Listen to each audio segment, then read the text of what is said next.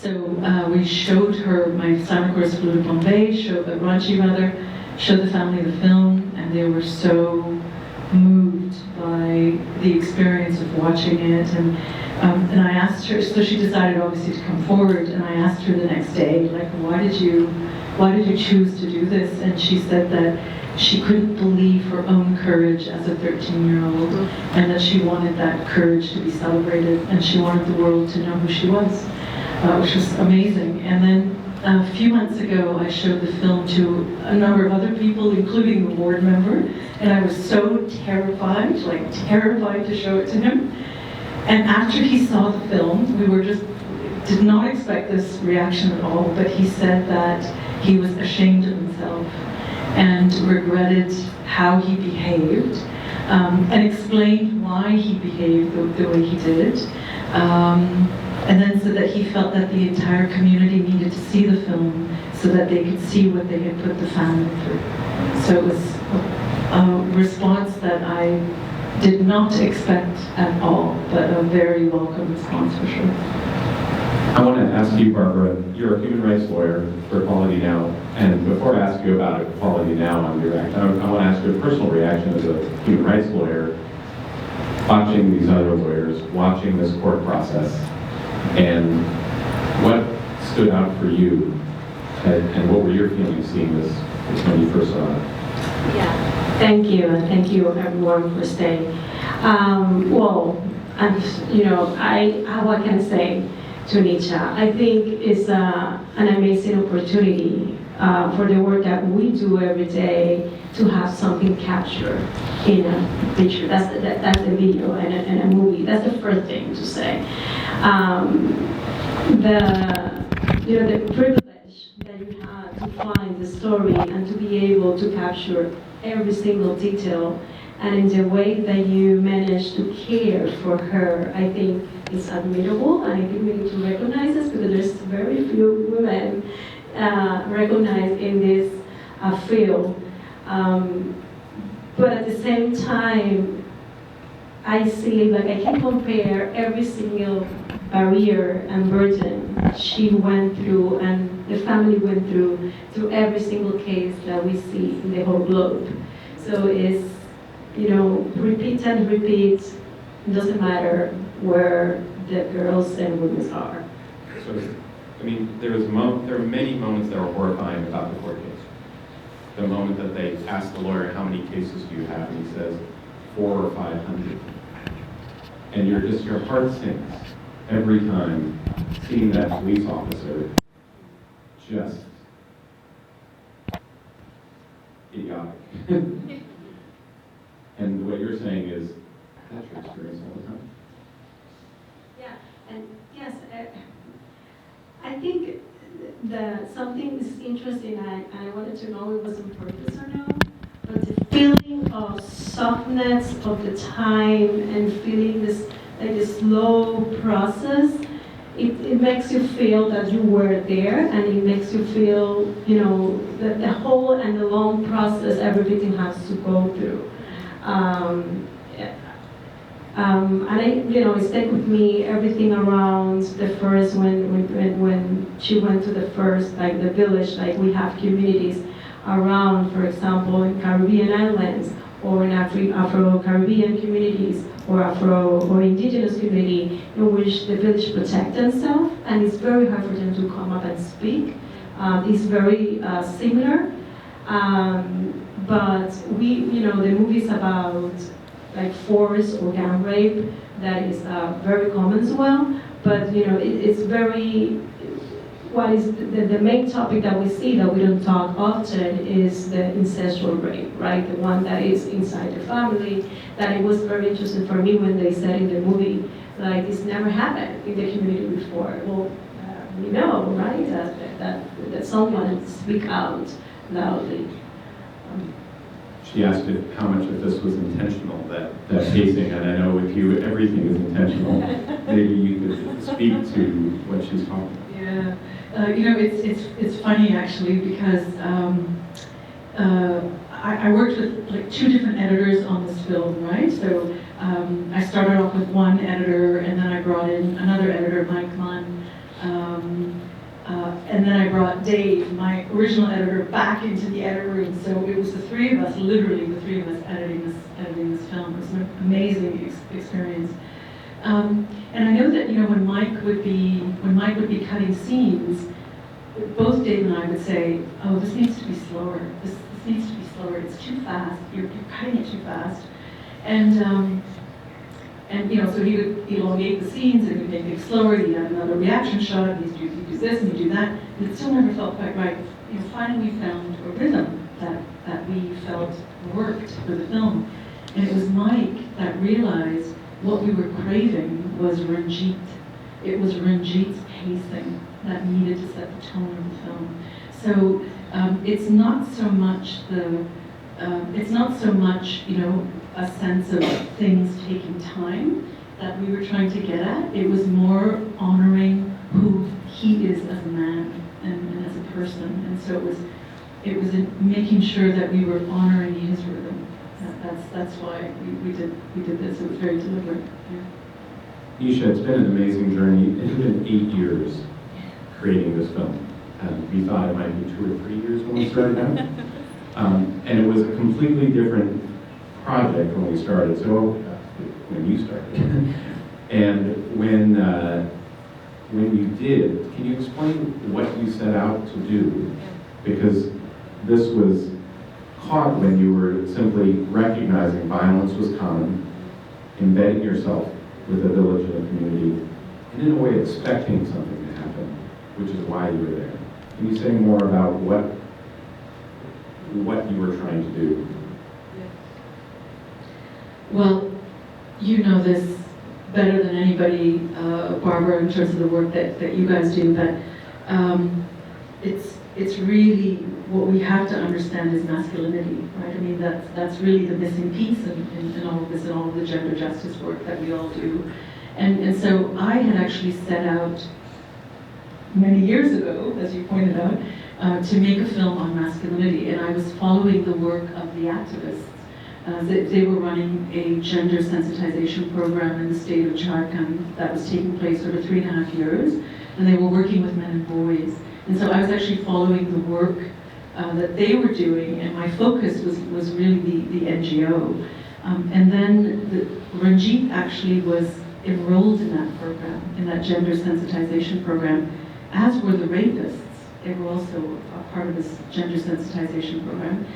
And then this horrific thing, within a few months, this horrific thing happened, and I began tracking the story, not knowing where it was going to go, what was going to happen. And it was really only literally once we got into the edit room that we realized that we had so much material that we needed to give this particular film its own universe. It had to have its own treatment. So that's what we did. Yeah.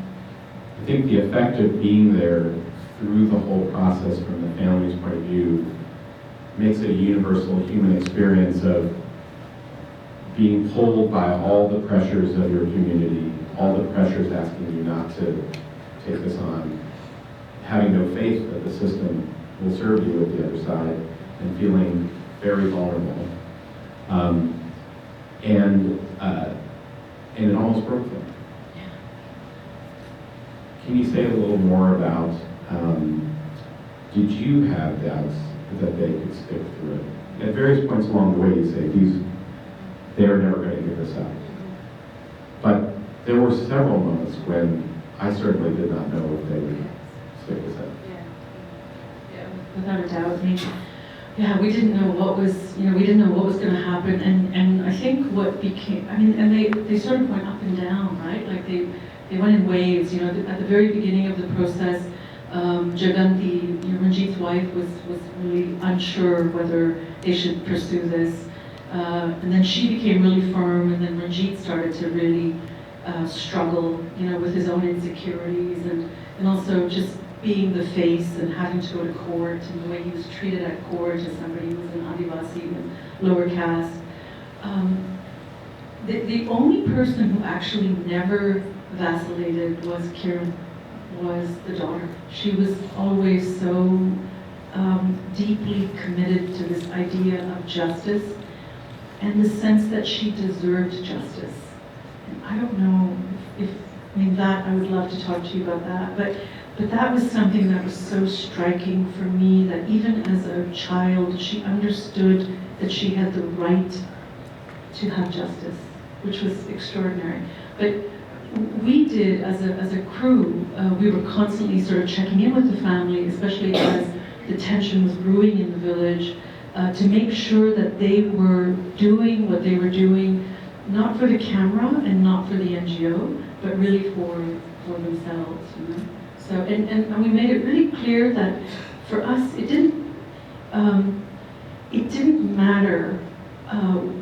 You know, it mattered and it didn't matter. Like, what mattered most was that they were honest to who they were, and that was what we were filming, and that's really all we were concerned with. You know, so.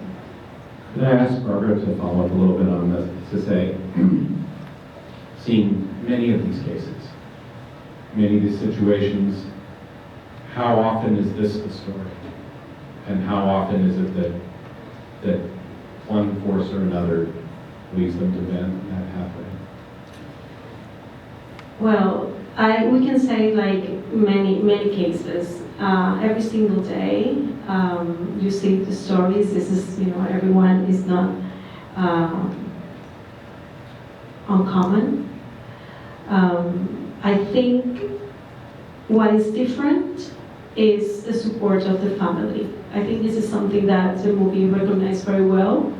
We litigated a case on Bolivia that the case got into the American Court of Human Rights. It was decided in January, but because of the family, because her mom and her dad believe in her. The rest of the family, or the rest of ex-family, as how she called them, give them the back, did exactly the same, like treating them, turning the house on fire, killed them. Like, it was exactly the same, similar stories.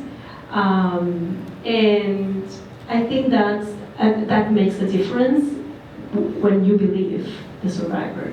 I think the sense of justice is always there for them. They always need the voice, they need the space to speak, and I think you give her in the movie that. And I think for me it was so special for you to be able to be in that path with her, and even like how being able to speak, because I don't know if you receive, for example, social or psychology support or anything, or be able to speak to someone before going to the court system. I think it was very powerful for her. So I can't imagine why the relationship with you so close with her. But yeah, that's why we support the survivor. We support also when we take cases, the whole environment and ecosystem they live. And if they want to become further and be advocates and do whatever in their life, like I heard you, I'm still figuring out what I want to do in my life at this stage. So, you know, everything that they want to do is important for us. But coming back to that case, we won this case in January against the government of Bolivia. The court established that every single thing that we see here happened to her in Bolivian system. And the court says, you know, we can compare that to torture. And for women's, you know, human rights standards, that's pretty high.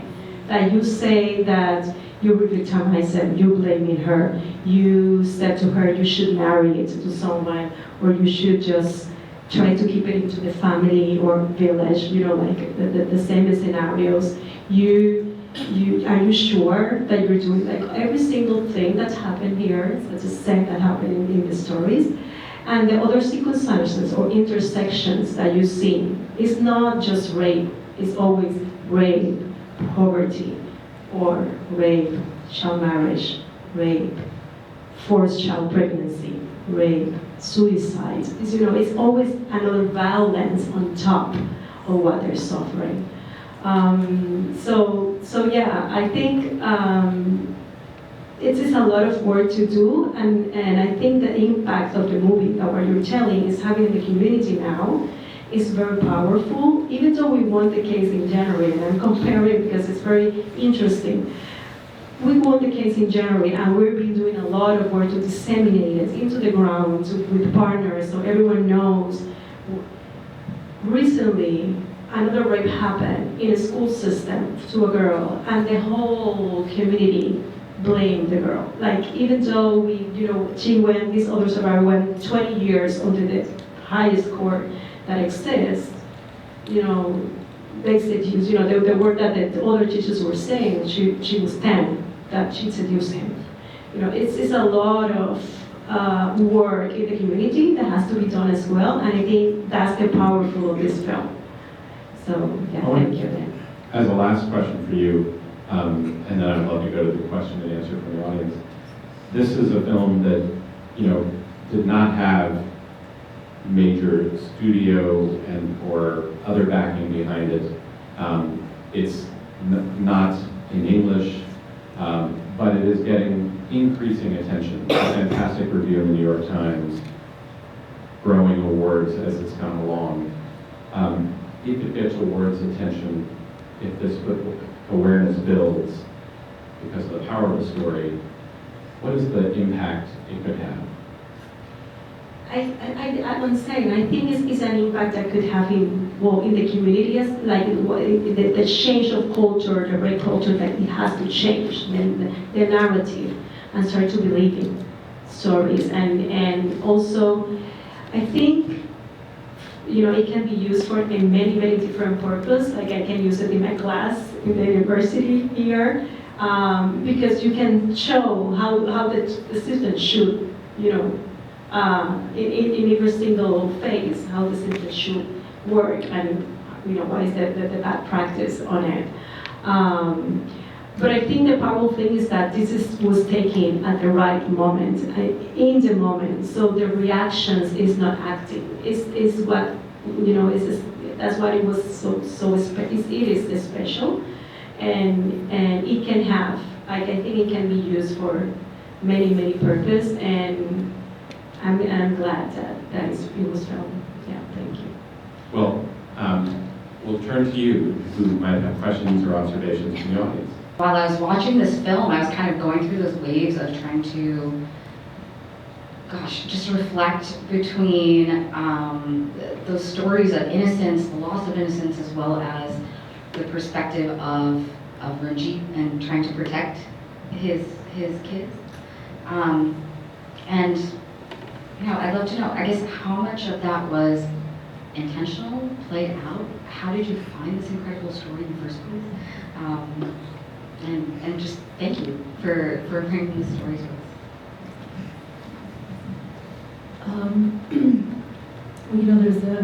There's a saying, right, that you don't find the story finds you, right? So I would definitely say that the story found me because it needed to be told, right? It needed to do the work.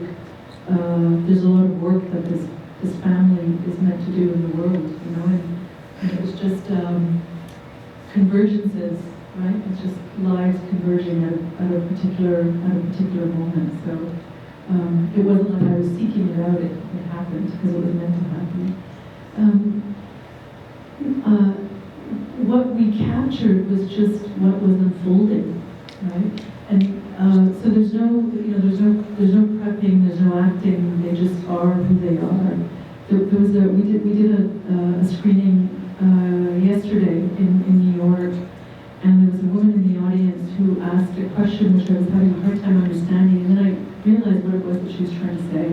And I think what was so powerful for her, and I think maybe this is something that you might be feeling as well, is that there's something about experiencing a story and something that is so difficult for people to go through in real time, and you're going through it with them, So it's not that you're watching the film necessarily, you're not watching a story, you're actually experiencing a life journey, you're experiencing what these people are going through. And I think that's the power of the film.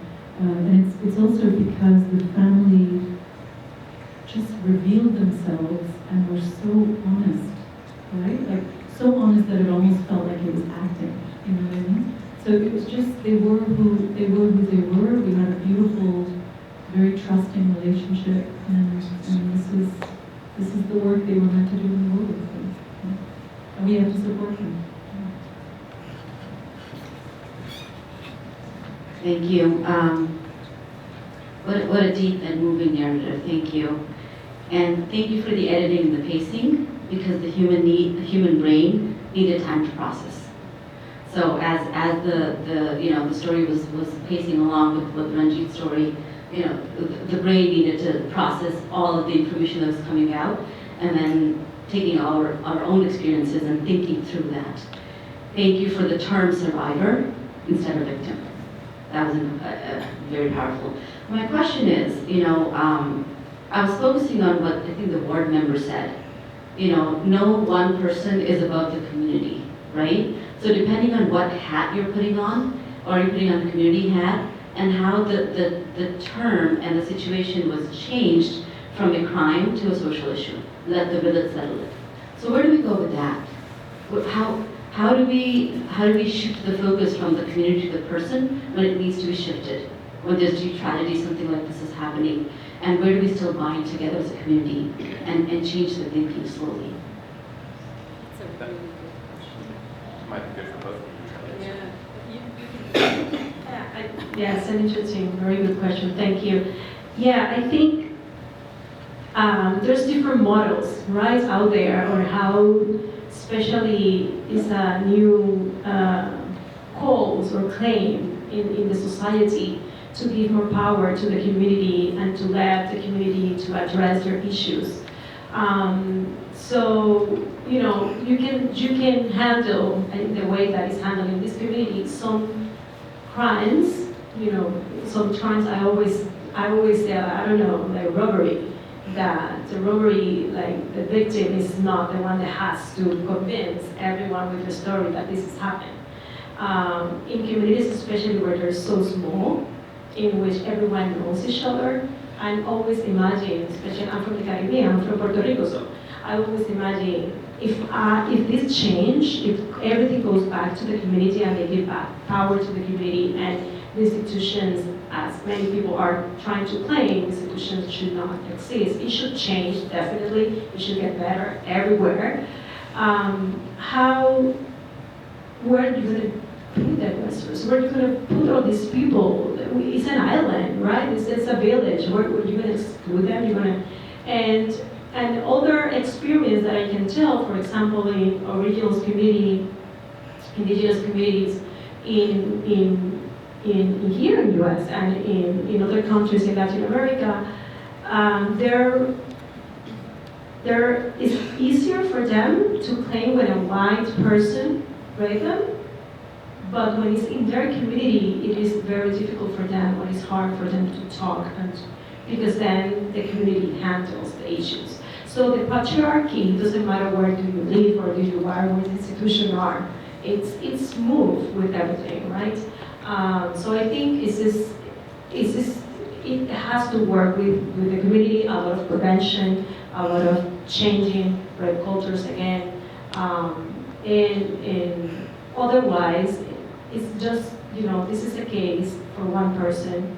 We bring cases to try to change the system, we change the system, and we hope that because the stories that we tell through movies, through court cases, through the media, through comms, it start changing that, but it has to be done more. I think it's the duty and responsibility of the states to really put their actions into prevent and to really start doing sexual and integral education, but no one is doing it, right?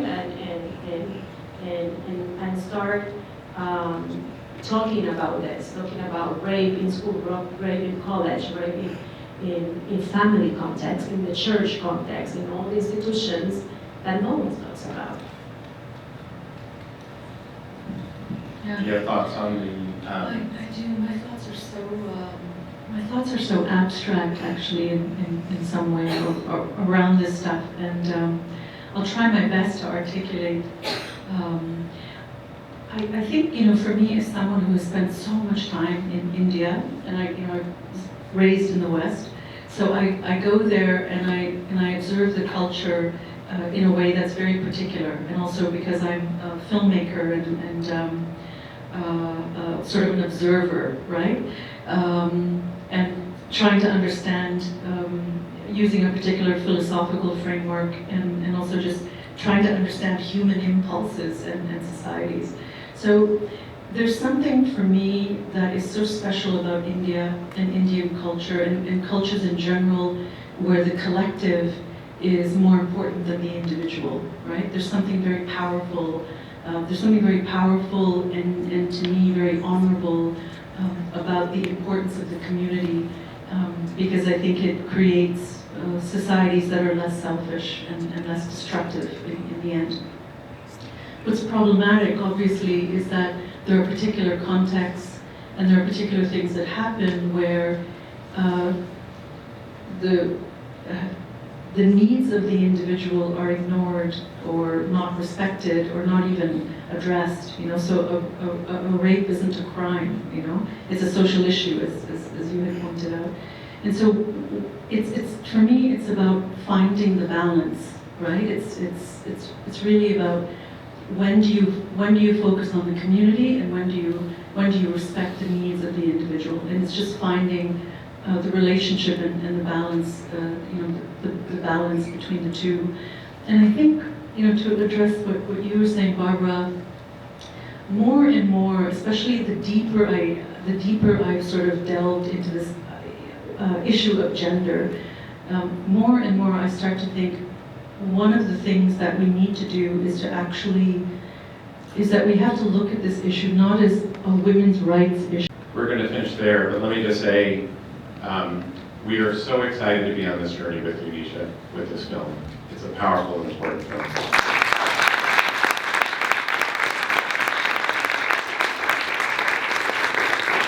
Thank you. We'll be reading for it, and we can't wait until after all of that, we see the next one to come.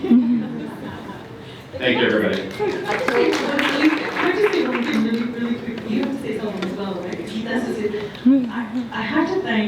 I really have to thank Atul. I have to thank Equality Now, of course. I mean, we're going to do extraordinary work together. And I just have to say that Atul was one of the first people to believe in this film, and I hounded him and hounded him and hounded him, and he finally relented. He was one of the first, and he's also the reason Mindy Kaling came on to the project. So, so much of what we have managed to achieve is because of the support of people like Atul, so thank you for that. Thank you. Just also, really lastly, that young woman there, where's her mom? Yes. Thank you so much for this young woman. Oh my God.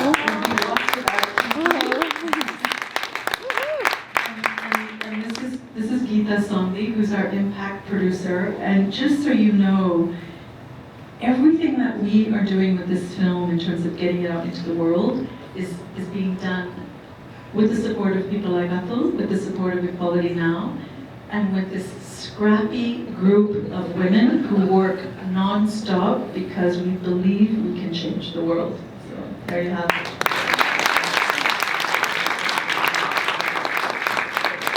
And on that note, if you want to help change the world, which is obviously the goal here, is, talk about the film, do what Nisha said, which is communicate. At the end of the day, it has to be about communication. So get on social media, go to tokillatigerfilm.com. It can be as simple as donating to the Impact Campaign. It can be just getting out your cameras and as you're walking out, take a picture with Nisha, Atul, I'm throwing you, Barbara, to the dogs here. That's us. Do a little testimonial with Kiki and I, and put it on social media, talk to your friends about it live and in person. And yeah, that's the goal, right? Spread the word. Yeah. Thank you. Thank you so much.